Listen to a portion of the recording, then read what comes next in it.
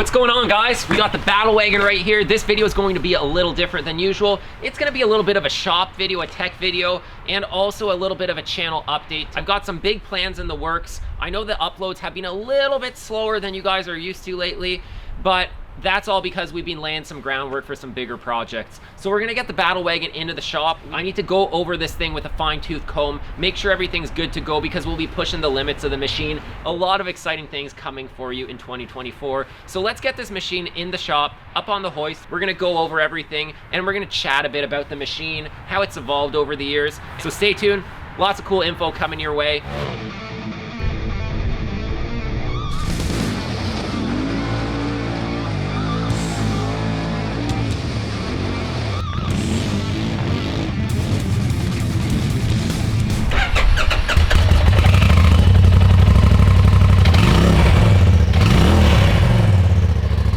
As you can likely see, this video was shot a couple of months ago, but I just kind of got around to editing it and posting it, but everything you see here is still relevant.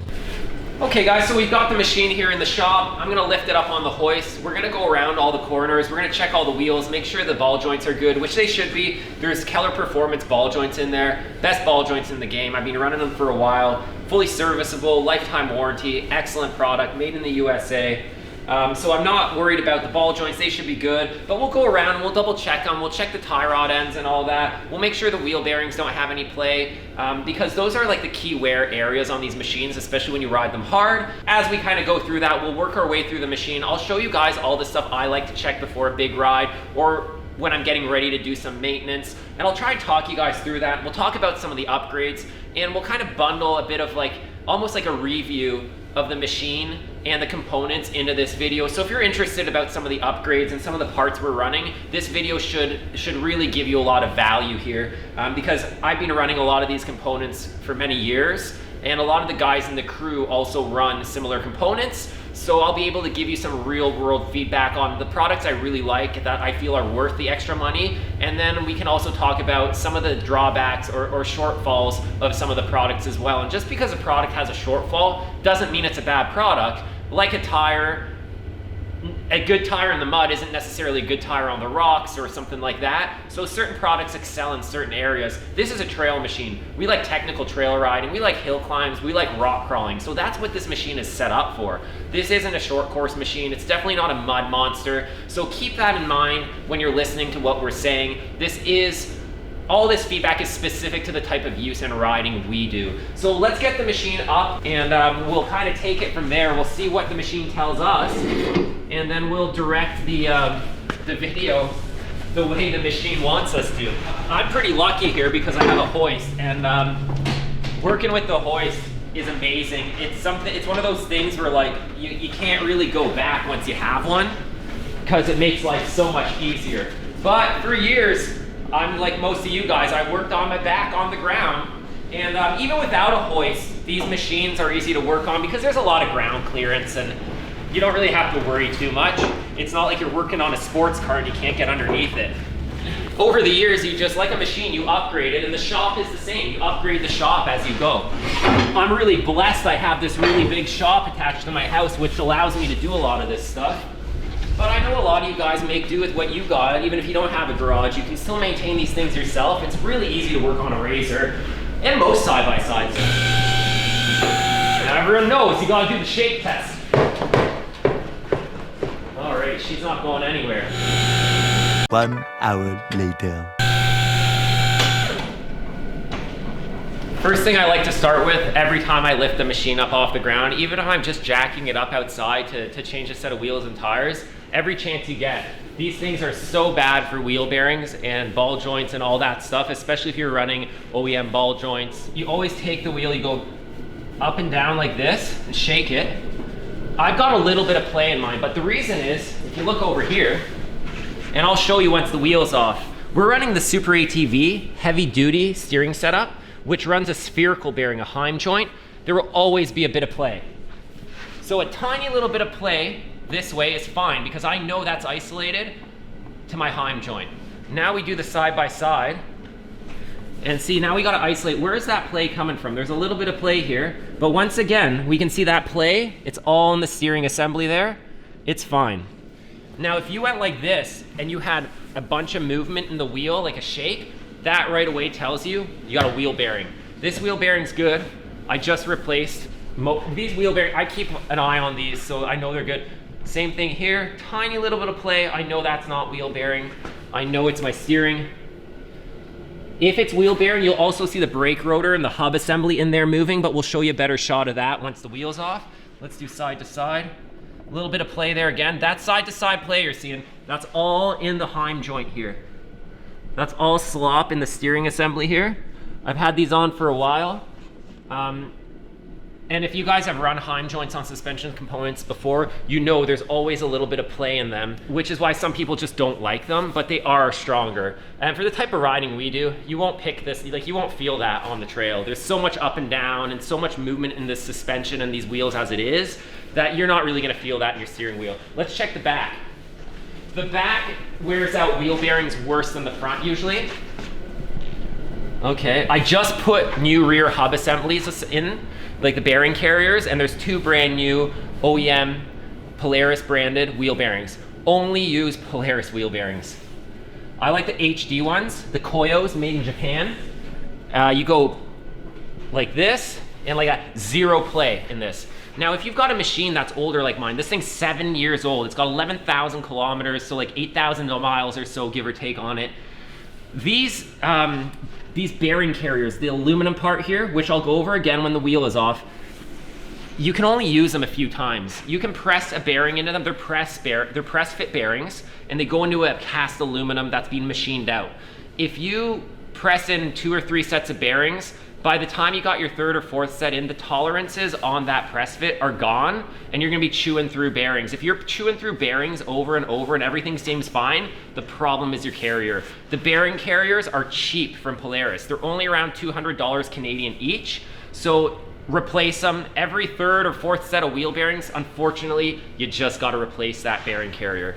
Let's check this side. It's also got a new carrier in it and a new wheel bearing.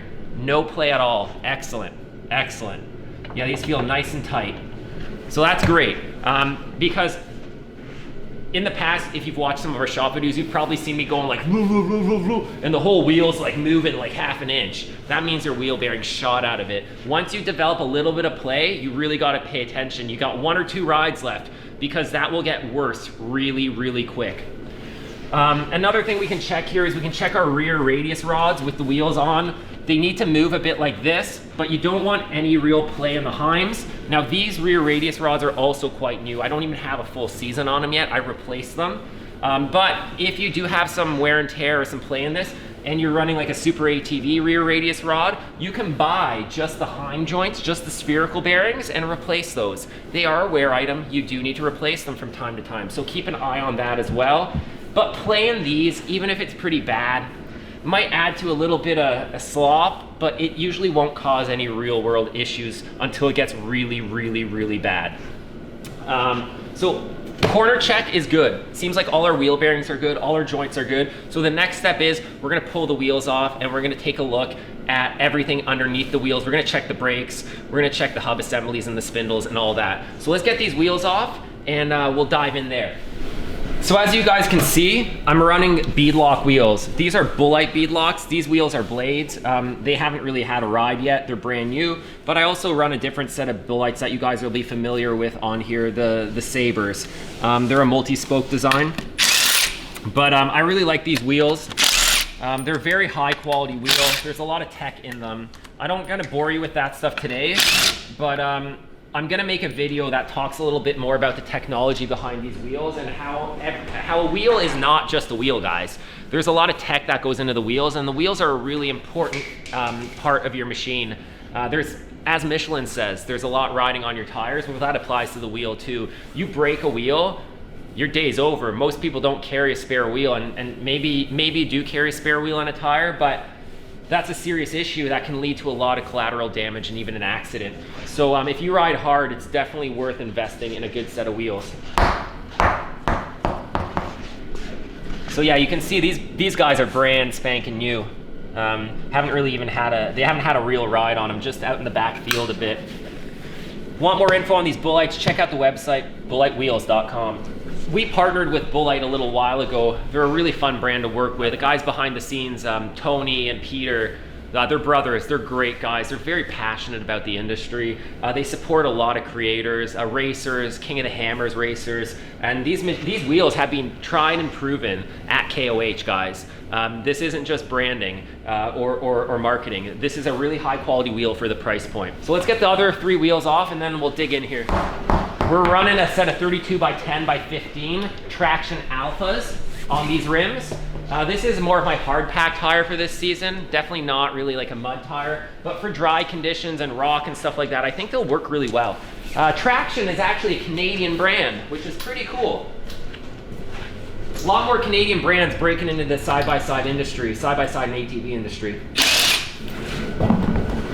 Okay, let's start up front. Now you guys can get a good look at what's hiding behind here. Regardless of which RZR you ride, which Can-Am product you ride, or a CF Moto or whatever, most of this stuff will be the same. It might look a little bit different, but it all functions the same. If you got a double A-arm setup, this is what it's gonna look like. So right here you see we've got our Keller ball joints.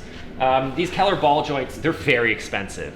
But when the team at Keller developed these, they revolutionized the ball joint. They basically solved the biggest issue that we have on these machines with the stock ball joint setup, which uses a snap ring basically to hold the ball joint in place. And if you take a really big impact, the whole ball joint can rip out. These ball joints come in together and they thread together, and they're basically indestructible. Like if you're breaking this ball joint, you're breaking a lot of other stuff and you got other issues to worry about.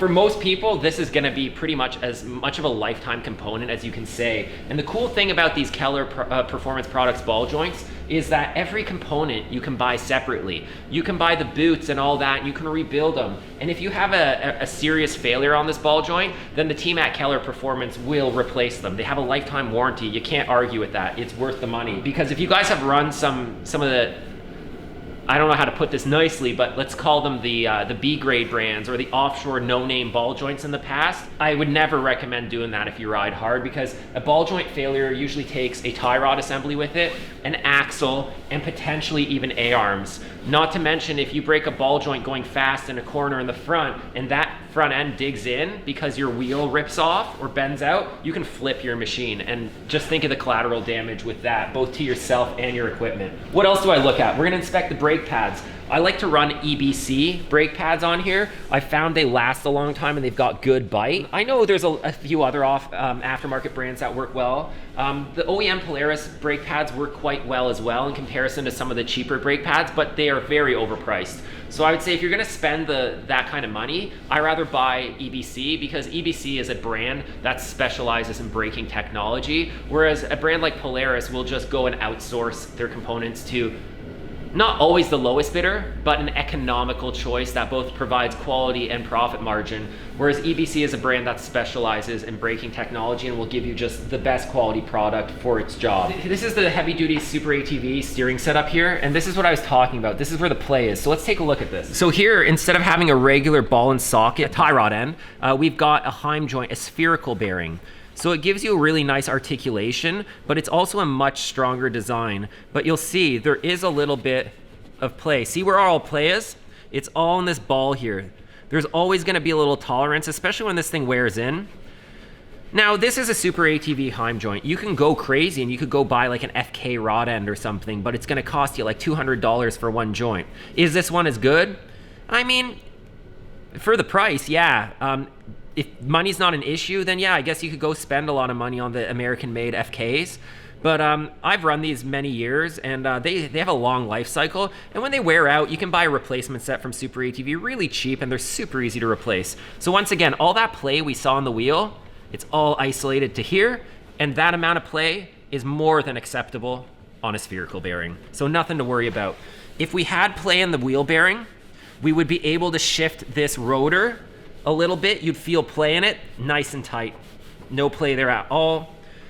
Then while we're in here, we can take a look at our axles. We're running the Rhino 2.0 heavy duty axles. These axles are amazing. Bang for buck, they're cheaper than an OEM axle, and they come with an 18-month warranty from Super ATV. I believe it's 18 months, don't quote me on that. Maybe it's changed, but as far as I know, it's 18 months, and they really do stand behind their warranty, guys. Some brands say there's a lot of warranty, and then you go try to claim it, and they're like, oh, send me pictures, send back the part, you gotta pay for the shipping. By the time it's all said and done, it takes you 3 weeks and ends up costing you half the price of a new part. None of those games with Super ATV. Most of the time, it's a phone call and some pictures, and then they're sending you a part. So that's one thing I love about Super ATV. They offer a good product with a competitive price point, and they really do stand behind the products that they sell. A ton of the guys on our crew run Super ATV, Rhinos, Rhino 2.0s, and have been for many, many years, and they work very well. There is some designer axles out there that cost a lot more money, and if you're racing and competing, you could argue maybe they are a bit better, but guess what? Super ATV offers an option for those too. They offer their XC300 axles, which can compete likely with pretty much any other brand out there and also compete with the cost. So they've got Rhinos, which is kind of like a stock replacement quality. They got Rhino 2.0s, which is more than most people will need. And then if you really want to go crazy and you're doing a crazy build or you're racing, they got the XC300s. So they've got 3 different product designs and 3 different price points to meet any budget or need. We got some new rotors here from Polaris, and these rotors these are OEM. These are 7 years old, the ones that are on here, and they are starting to show some signs of like wear, and they're wavy. If you're chewing through brake pads, these razors are not good with brake pad life as it is. I feel like the fronts do better than the rears. The rears, no matter how you set them, always seem to drag and wear out pads. But the fronts, if you're getting excessively weird wear or a lot of wear on one side, or just a lot less life than you used to out of a pad, even though it's a good quality pad, inspect your rotors because they will impact braking and pad life. These are a wear item, just like on your pickup truck or on your car at home. Yeah, when you do the brakes, you also have to replace the rotors every few sets of pads. And I feel this is something that people really do ignore on ATVs and on side-by-sides. So make sure these things aren't damaged because they could be causing some issues. Here is the Polaris wheel bearings that I like to run. These are the HD Polaris wheel bearings. They're made by Koyo out of Japan.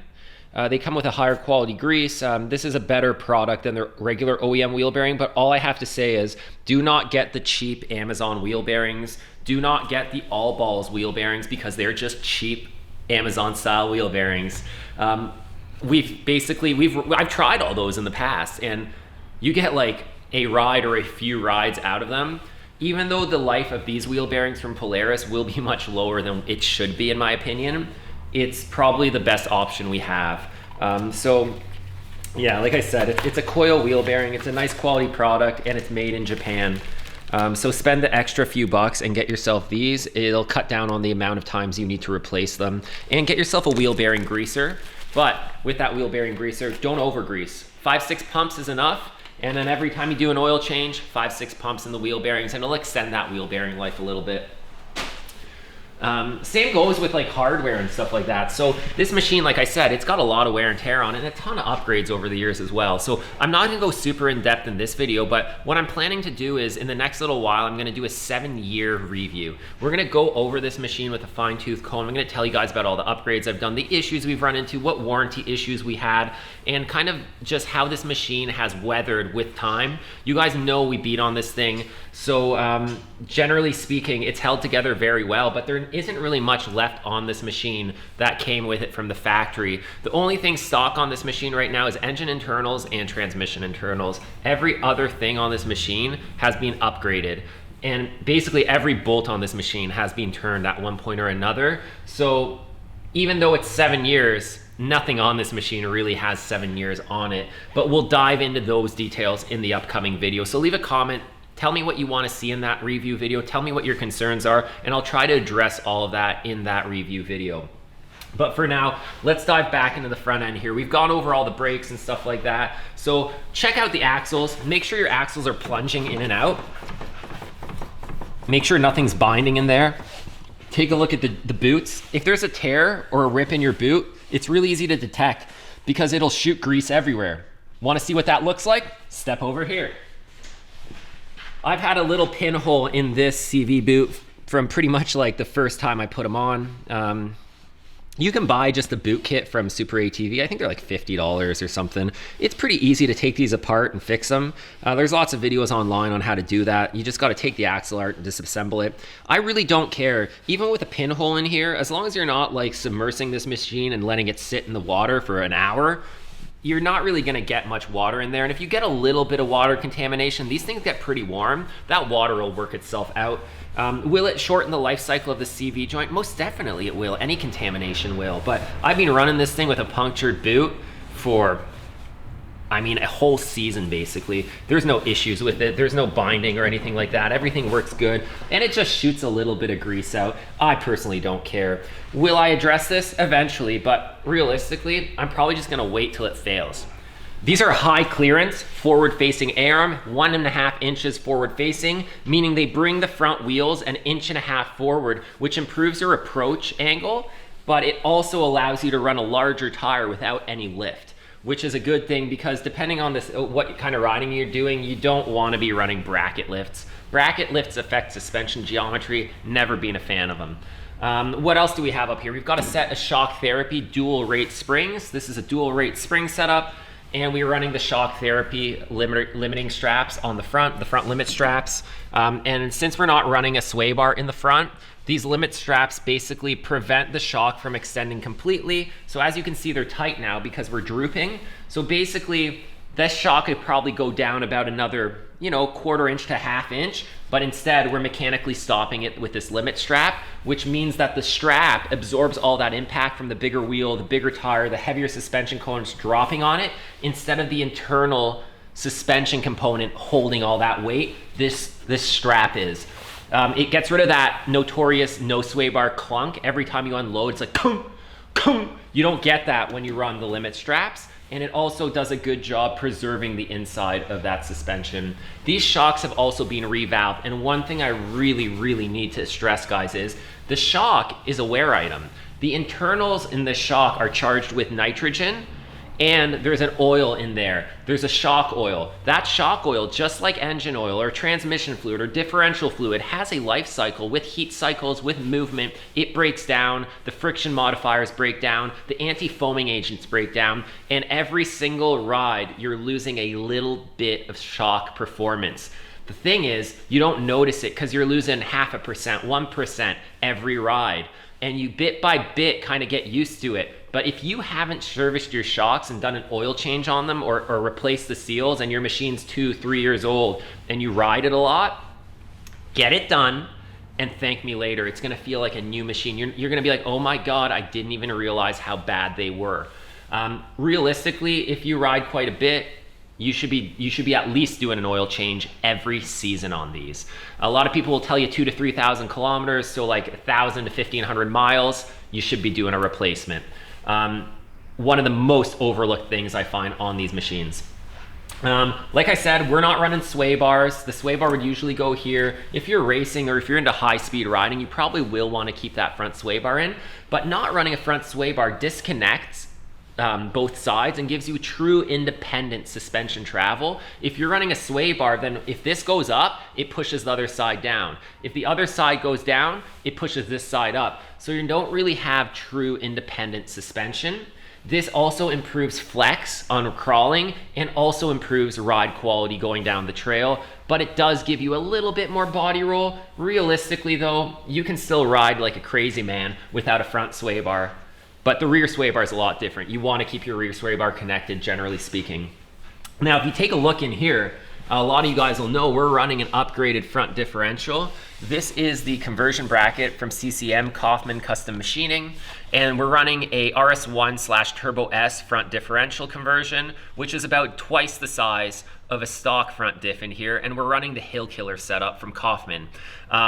This diff is fully rebuilt inside. We got an in-depth video on the channel that tells you about it and the benefits of it. Basically, in this chassis, we can run 32s like we are as hard as we want. We don't really have to worry about damaging that front diff. Now here on the shelf, we've got the stock turbo front diff, and it's much smaller than the one that's in there. This diff was in for years. I've rebuilt it about 3 times, I believe. It's got full billet internals from Sandcraft RCR, which is a big upgrade.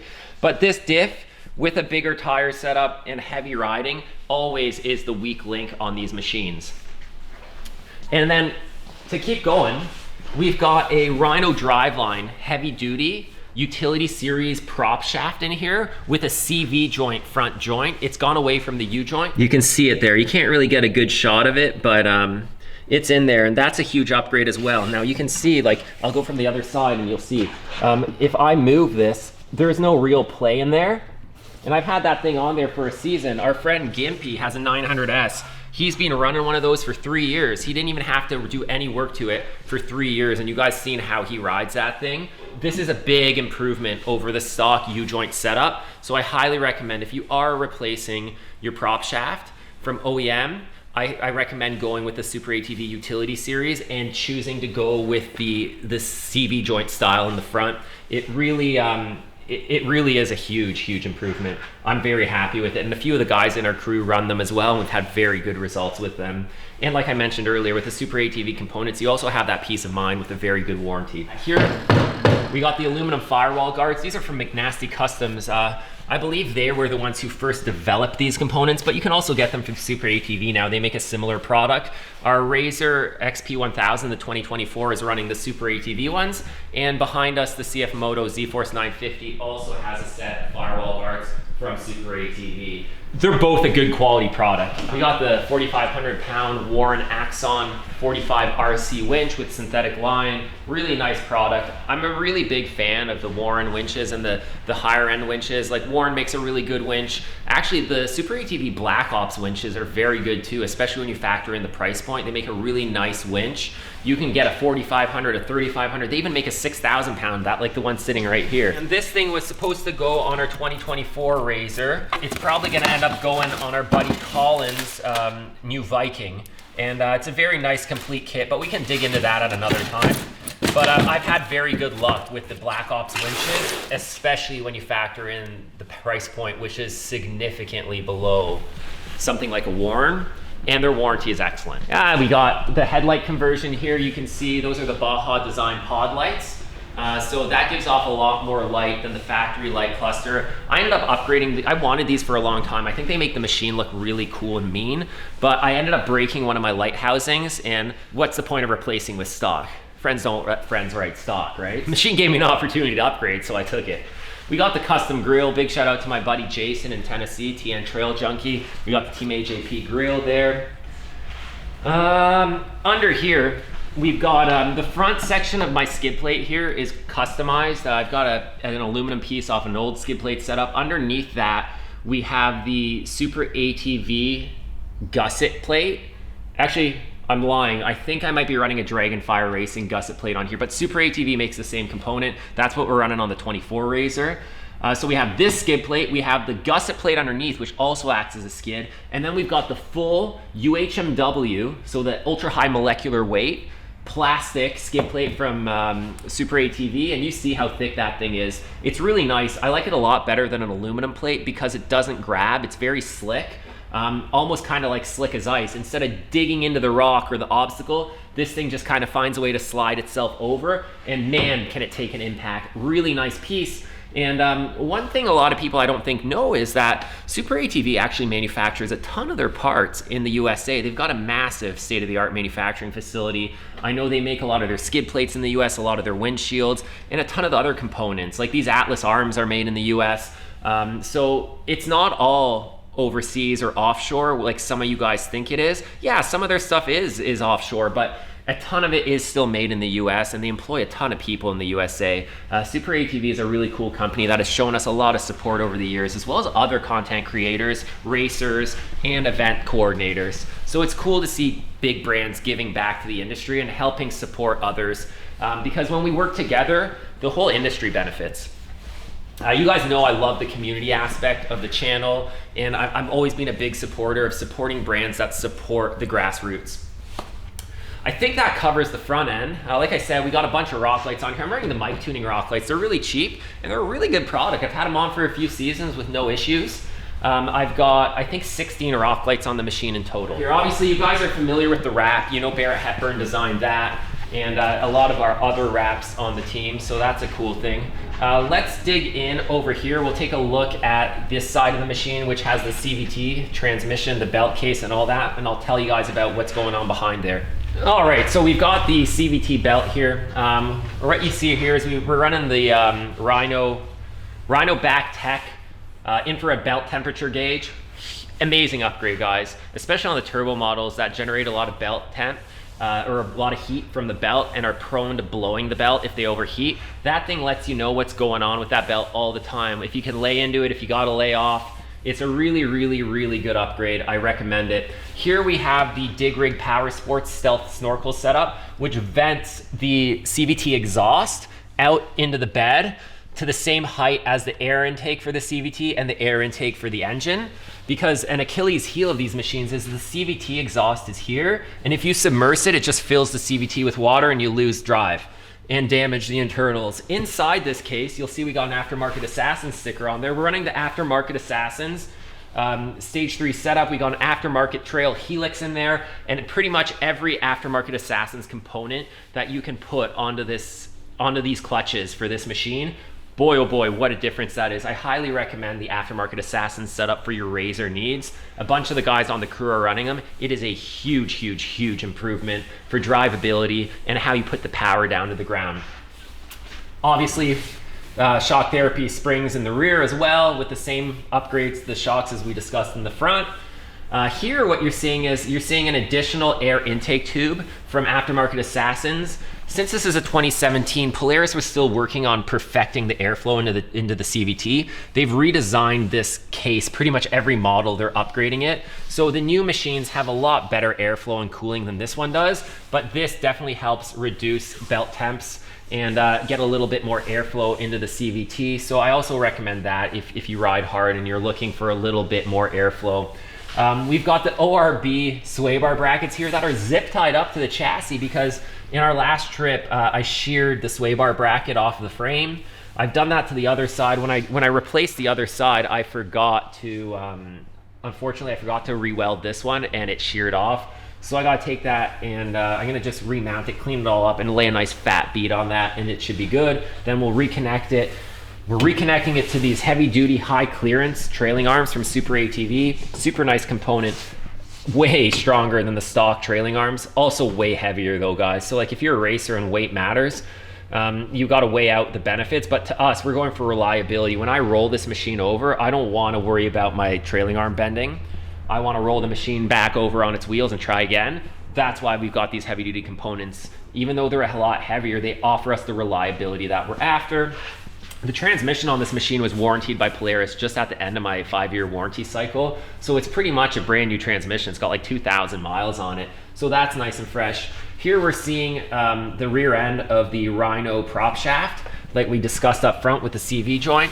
And as you can see here, it also utilizes like a kind of like a CV style rear joint, not a U joint, which adds to the life cycle of this and just makes things run a lot smoother. Really great upgrade. Here, this red tube you're seeing is me plumbing my diverter valve, AKA my BOV, my blow off valve, up to the bed there, so I can vent to the atmosphere and get that whoosh, whoosh sound every time I let off the gas that you guys are familiar with, without worrying about getting water in there. So if I submerge up there, then I got issues with my CVT, my engine, and at that point, I don't care about my BOV because I got bigger issues to worry about. But this system has worked really well. There's a brand new turbocharger on there. Polaris warranted that half a year after my warranty expired as a good gesture. There was a failure between the wastegate and the impeller, which is a known issue. When they reviewed it, they said, yes, it is a manufacturing defect. And as I mentioned, Super ATV has excellent warranty, as does Polaris. They really do stand behind their product. Say what you want about their recalls. They stand behind their brand, and you can always know that if you get that Polaris warranty, they will work with you. Stuff like these engine mounts. So we're 7 years in on these engine mounts. I got a new set of these mounts laying on the bench, but that's also another item that you might want to think about replacing because it is a wear component. It's a rubber isolator mount. I mean, it will break down and wear over time. So I will be replacing those after the trip so that we get some nice fresh ones on there. More rock lights. What else? Let's move over here. Same thing, Rhino 2.0 is in the rear. Once again, we're just looking at the rear assembly here. Earlier I told you about the bearing carriers. That's this aluminum piece here that you should be looking at and making sure that if you're chewing through wheel bearings, or if your wheel bearing is just dropping in there, you don't have to press fit it in, you got to replace this. There's a left side and a right side. Like I said, they're kind of around that $200 range, which is quite reasonable for what it is. Brakes, rear calipers on these RZRs have had flaws from the get-go. They're notorious for dragging. No matter how you adjust them, they get full of dirt, full of mud, and you really got to service these. I mean, I feel like I'm doing 3 sets of rear pads for 1 set of front pads, and it's just kind of normal. It's definitely one of the weaker aspects of this setup, but it's not a deal breaker. Big deal. You got to throw some pads on it. I'll be honest with you. When it comes to the rear pads, I run a budget pad. I like the Super ATV ones. They're cheap, and they last just as long as an expensive OEM or EBC pad in the rear, because most of the wear happens from just contamination from dirt and rub. So make sure you keep an eye on these rear pads. Let's move around to the back. We're running a GGB off-road exhaust system. This is a full turbo back setup, which means if you look over here, it comes with the turbo downpipe that connects to the turbocharger and the muffler section. Now, you can get this in a slip-on setup. What a slip-on means is it's just the muffler. Most exhaust systems will say they're a full system, but they're actually a slip-on. If your exhaust does not include every component, meaning the downpipe back, everything from the turbo back, it's not a full exhaust, it's a slip-on. So realistically, 95% of cases, you can get away with just running a slip-on. A big benefit of this exhaust, aside from the fact that it sounds much cooler, is that it gets rid of the catalytic converter that these machines have hidden inside their muffler, which gets rid of a lot of back pressure and gets rid of a lot of the heat soak that happens back here. The OEM mufflers are quite restrictive and they get very hot. This system flows better. Let's drop the machine down and we'll touch base on a few of the other components inside the cab as well as around the body, and that'll pretty much summarize a lot of the upgrades and what's being done to this machine. Now, we got a lot of stuff heading your way this year, guys. 2024 is gonna be an awesome season. We're working on some new partnerships that we're gonna introduce in the next few videos, which will lead to some bigger projects and some cooler trips for you guys to enjoy. I've got some really cool stuff to announce and some partnerships that I'm really excited about. So if you guys stay tuned to the content, you'll be seeing all that in the next couple months. As I mentioned before, we got the custom vinyl wrap here from Barrett Hepburn Designs. And if you've got a customized machine, there's no better way to really take it to the next level than a custom wrap. We've got the sweet aftermarket cage. This is all DOM tubing. It's built by my buddy Blair from Blair Harbor Custom Welding. So he does really good work. He's local to us.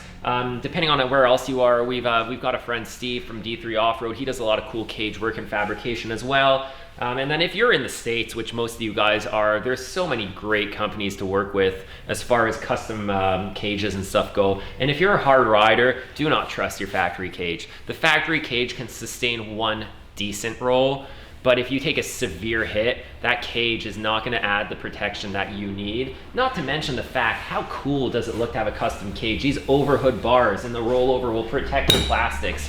Another thing, one of my favorite mods of all time is this exoskeleton. These bars around the machine, the only reason I still have fenders and body panels is because of this exo cage. And you guys know I've been running that for many, many years. I get asked, where do I get this exo cage? Well, this exo cage was actually part of these front and rear bumpers, as well as the rock sliders or Nerf bars or tree kickers, whatever you want to call them. And it used to be sold as what was called the full protection kit from Super ATV, but it's something they discontinued many years ago. And I mean, it makes sense. It's a very intricate component. It's big and heavy, and I'm sure it was hard for them to stock and sell this and keep it at a reasonable price point. So they did discontinue it. I get asked about this a lot, but anybody that can build you a custom cage can easily build you the exo cage as well. And I think it's definitely worth its weight in gold. As far as protection and reliability is concerned, it adds structural rigidity to the full setup here. We're running an aluminum roof on here. I like metal roofs personally. They add a lot more protection than a plastic roof. You're not poking a hole through that with a branch or a log if you roll over, or I mean a branch or a rock when you roll over. As you can see, we've tested this cage in Tennessee. First trip after building it, we took a pretty good roll, and that's all the damage it had. It didn't bend in much at all. It's very tough. If that was a stock cage, I would have had to replace the cage. It would have crumpled it all and shifted it over.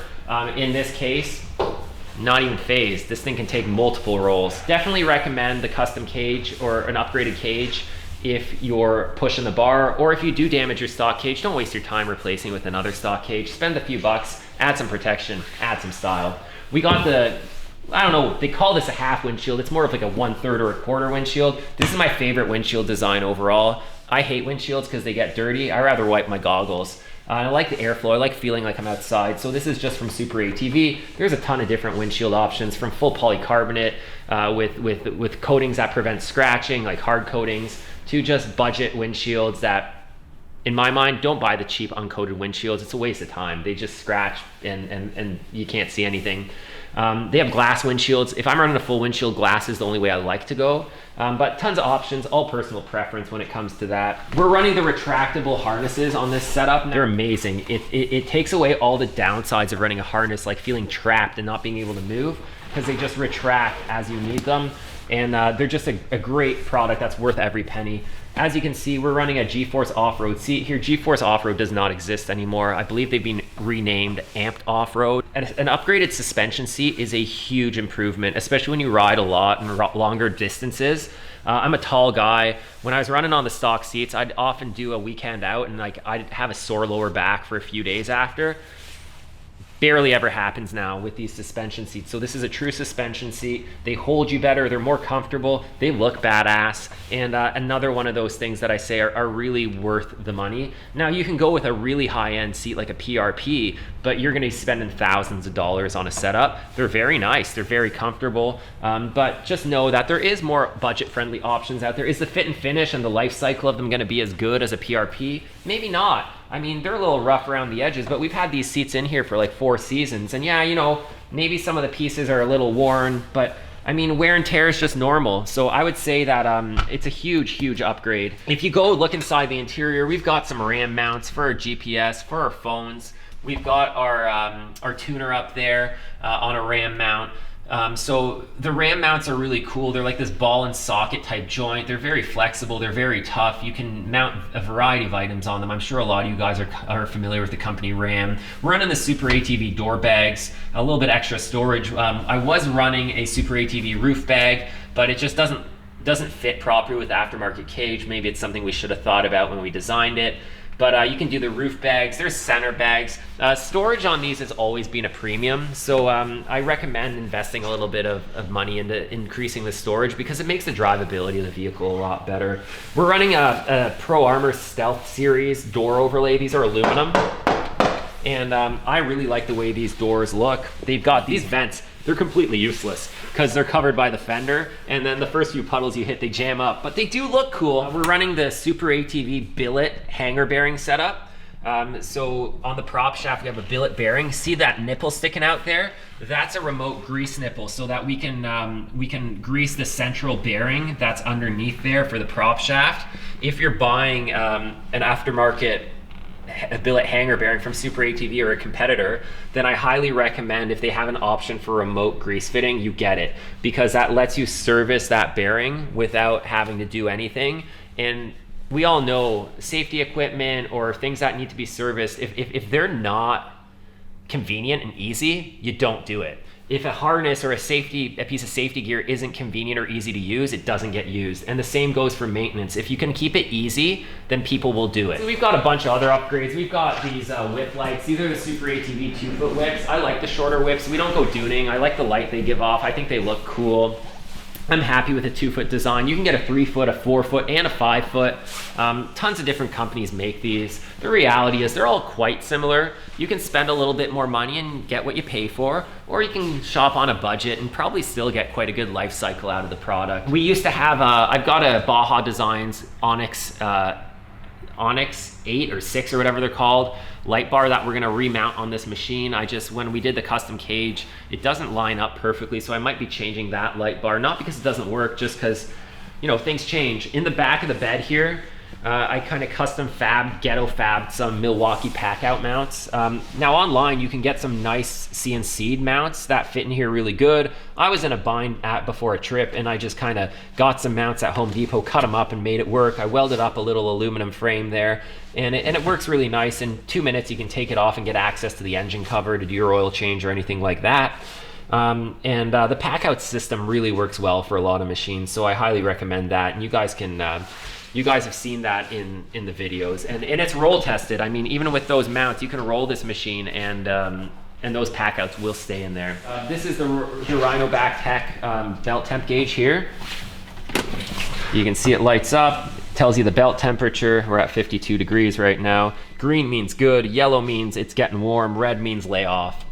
And you just pay attention to that and maintain your belt temps where they need to be. And yeah, guys, that's about it. I mean, this machine has served me very well over the years. You guys have probably watched it evolve, different wrap, different parts, different bumpers, different cage. It's an ongoing project. These things never ever end. You're always changing things, you're breaking things, you're upgrading them, you're improving them, whether it's wheels and tires or a wrap or suspension components. I mean, you could have 10 RZRs and they all start the same, and within a year or two, depending on who owns them and how they use them, you have 10 completely different machines. So what I tell people is, when you buy a side-by-side, you're simply buying a foundation to build off of. No two machines are ever the same because no two riders have the same expectations or taste, which is what makes these things so fun. So many brands, so many models. You go out to a trail, there's 50 different machines and they're all built differently. And they all work well. They all have their pros and their cons. They struggle in some areas and excel in others. So just remember, I always tell people ask, what's the best machine? Well, the question is, what's the best machine for you? It's what you want, what you can afford, and what you expect. So just because your buddy or your neighbor says the RZR Turbo is the best, that doesn't necessarily mean that's the best for you. So just keep that in mind. You need to select the machine that's best for you. And if you're on the market looking for a machine, I suggest you go out, you go to the dealership, sit in them, see if you can get a demo ride.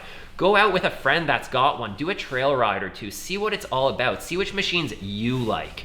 Because what I like might not be what you like. I appreciate all the machines, I like watching them, but that doesn't mean I'd want to build and own every single one of them. So just keep that in mind. Machines are very unique, just like your personality. So depending on where you ride it, what the climate is, you're gonna build a machine differently and have different needs out of that equipment. We've got stuff like mirrors on here and all that stuff. I'm sure I missed a bunch of things on here. Oh, let's touch on one more thing. This is a 2017, I said that before, and they've refined a lot over the years. So under the hood here, I've got a fuse block where I run all my accessories off here and a kill switch, so I can kill the fuse block so I don't get any parasitic drain. So that's a good upgrade, I would say. The newer machines have all these cool quick connects in there, so it keeps the wiring a lot cleaner. But when you have an older machine or more of a base model machine, you're gonna have to take care of all this stuff yourself, because this is just one of the things that's kind of evolved over the years. But this is a Blue Sea Systems box. You can buy it on Amazon. It's a marine grade fuse block. It works really well. And as you can see, I've got most of my accessories wired to this off this kill switch. Rock lights, GPS, all that stuff comes off here. And when I park the machine, I turn it off and it just kills the power to it, so I don't have to worry about leaving my machine for a week or two, coming back and it not wanting to start. The last part of the video is the stuff you can't really see. Guys, keep up on your maintenance. Oil changes, proper oil, good quality oil, filters, diff fluid. The diff takes like 200, 250 milliliters of fluid. Change it often, at least every oil change. It takes 10 minutes and it'll prolong the life of that front differential. Transmission fluid, same thing. Every 2-3 oil changes, slap some new tranny fluid in there. There's so much debate about what the best fluid is out there, whether the demand drive fluids are good, whether the AGL from Polaris is good. At the end of the day, regardless of what your opinion is, whether it's AMSOIL or Redline or whatever, as long as you change fluids regularly, that's the most important thing. If you're changing them often, any good clean fluid usually will work. Just stick to the higher end fluids. Don't try and save 20 bucks on a transmission flush because a new tranny's 3 or 4 grand. So weigh your pros and cons there. And that goes with all your components, you know. If you ride hard, spend extra money, get those better ball joints, maintain them, keep an eye on them, grease them. Grease your suspension links, grease your bearings, everything you can. Keep the machine clean. When you're washing it, inspect it. If there's wear and tear on something, don't wait till it fails on the trail because you're gonna get collateral damage. Proactive maintenance. Ride hard, maintain hard. I preach that all the time. Anyways, guys, like I said, tons of cool projects heading your way. We got a lot of cool rides We're teaming up with some other creators, so it should be a ton of fun. Stay tuned to the channel, follow us on Instagram, on Facebook, make sure you smash that like button and the subscribe. Send us a message, leave us a comment, let us know what you're thinking. Tell me what you guys want to see. I know a lot of you guys want to see shop videos. What topics do you want to discuss? Look over here. We got a mountain of tires. These are just some of my wheels and tires. Yes, I have a bit of a problem. I've always been a bit of a tire wheel fan. Even from my car days when I was younger, I loved tires, I loved wheels. The tire is the most important component of any vehicle in my opinion. And I really want to do an in-depth tire review, so that's a video we're going to be doing this season where I go over all the tires we've run, what the guys think, and we'll show you and discuss a lot of the different tire options, why they're good, why they're bad, and all the in-between. Same as like belts, for example. So here, I got 2 new G-Boost belts from Super ATV, world's best belt. These are my favorite belts. Anything with the G-Boost name is a quality belt. They're made in Japan, and I would say these equal, if not improve over the OEM belt design. Only belts I run are OEM or G-Boost. Don't waste your time with anything else, especially on a RZR Turbo. On some of the 900S models, the smaller machines, the smaller displacement, smaller power, you can get away with running some of the other aftermarket belts like Gates and Dayco and stuff like that with decent results. But if you're questioning which belt to buy, let's keep it simple. If you have a smaller machine, you can get a couple seasons out of a belt. Don't try and save $100. Go out and buy an OEM belt, slap it on there, forget about it, and always carry a spare belt and a spare broken in belt. So put about 300-400 miles on your belt, replace it with a new one, take that used belt, put it in your gearbox, and know that if you break it on the trail, you've got a broken in belt to put on your machine and you can hammer on it. Because if you put a new belt on your machine and you don't heat cycle and break it in, it's not gonna last. You're gonna destroy it. So keep that in mind. A lot of people also forget that it's really important to heat cycle and break in belts properly. Stuff like oil and stuff like that. I like to run the AMSOIL. In the Polaris, I run the specific AMSOIL brand developed for Polaris. I get this from my friends at Rural Distributing here in Canada, but any good AMSOIL retailer or dealer will be able to hook you up, and they make a lot of good products, especially engine oils and stuff like that. When it comes to transmission fluids and stuff like that, I would be more specific. Don't ever run any generic fluids. If you're questioning it, just go to the dealership and buy theirs. If you're sure about a product or you trust friends or you've got good experience with it, stick to it if you know it works. For the CF Moto, same thing. For example, I run the AMSOIL. They've got a lot of good lubricants. So just make sure you're spending all this money on this machine. Make sure you're putting good quality components in it, even like lubricants. One last thing I want to mention, guys, is everything I do is made possible by you guys, the viewers, as well as the partners and the sponsors that we work with. So you've seen a bunch of them in this video. You know I always mention them. You know I mention a lot of products here, but the goal is always to support brands that support us and that have the industry's best interest in mind. I never push a product or a brand that I don't truly believe in. I don't partner with brands if I don't like what they're doing or if I don't believe in their product.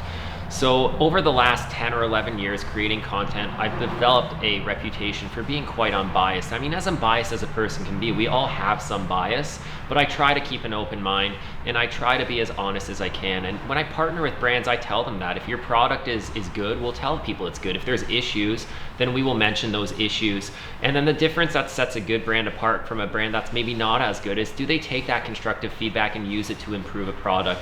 And I feel that most of the brands I work with do. They value input and they value constructive feedback in order to create and improve on the product lines they offer, which is why I have a lot of long-standing relationships. We've been partnered with brands like Fintrail and Royal Distributing for going on 7 or 8 years now, Super ATV for 6 or 7 years.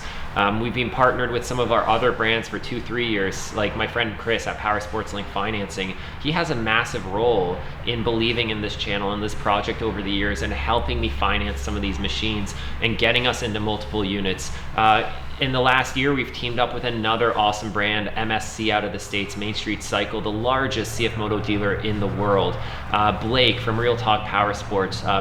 Justin, the creator, I mean, Steve Crane that owns MSC. I mean, such great, passionate guys. So I just want you to know there's a lot more behind these brands than just a brand name and a product. There's people behind them. And all the brands we partner with are passionate about what they do. And that is a key feature of having me partner with them. So I just want to remind you guys, support those who support you and show these guys some love, because without their assistance, we would not be able to do what we do now. So that's just kind of a little bit of my public service announcement. I know sometimes you guys bust my chops about, you know, pushing product or pushing a brand. Just know that I do it honestly. I do it because I believe they have our best interests in mind. So I mean, at the end of the day, you make the conclusions you want to make, but I think most of you know that my goal here is to provide entertaining content and build a community, interact with all you guys, not to just create marketing content and push product. However, at times we need to do a little bit of that because you guys want to know what the good products are. You want to know about the machines. You love seeing them stack up side by side, whether it's machines or tires or any other product. And what we do is we try to provide you with real world feedback of these products being used the way they're intended to be used in an unbiased way, so that when you go spend your hard-earned money, at least you're getting something you can rely on instead of a lemon or snake oil, stuff like that. So just keep that in mind. If you're judging the content, just know that I try to be as honest and transparent as possible, and I think a lot of you guys know and appreciate that. So once again, thank you for watching. Thanks for helping make all this possible for me. I'm super lucky to be able to do this, and I'm super lucky that I've been able to partner with all these great brands that have helped open a lot more doors. And into the future, we're gonna have a ton of wicked projects your way. And that's, like I said, we're growing our relationship with MSC. We're growing our relationship with Segway Power Sports, both on this side of the border and in the States. We're growing our relationships with a lot of brands, and we're just trying our best to add value to the community with good quality content. I don't produce content as fast as some other people because I'm very picky at what I release. I try to put in the extra mile. I try to focus on production value. And reading the comments, I do feel that a lot of you guys really do value that, which is why sometimes I don't upload every week. I try my best to do an upload a week, but sometimes I have that break of 3 or 4 weeks because we're working on a bigger project. So just keep that in mind. If you want to see something specific, like I said, let me know. And just know I do value all your guys' time, and I appreciate it, and I love seeing your comments and your emails, and I will continue to do my best to respond to all of you. And one big goal we have for the upcoming season and moving into the future is to plan some group rides at central locations in the States and in Canada where you guys can come out, ride with us, with our crew, and take part in the videos, because nothing would be cooler than having you guys who watch the videos take part in the video so that you can go home and you can watch the content with your friends knowing you're out there with us. What you see on camera is what you get in real life. I don't put on an image. I don't have an ego. A lot of people often tell me when they meet me, they say I'm just like on the videos. So I just want you to know I'm just a regular dude that's lucky enough to be able to turn his passion into a job, and I only did that thanks to you guys. So I just want you to know that I'm always remembering that, and I value your time. So hope to see you guys out on the trail, and I really hope to ride with a lot of you into the future. Ride safe.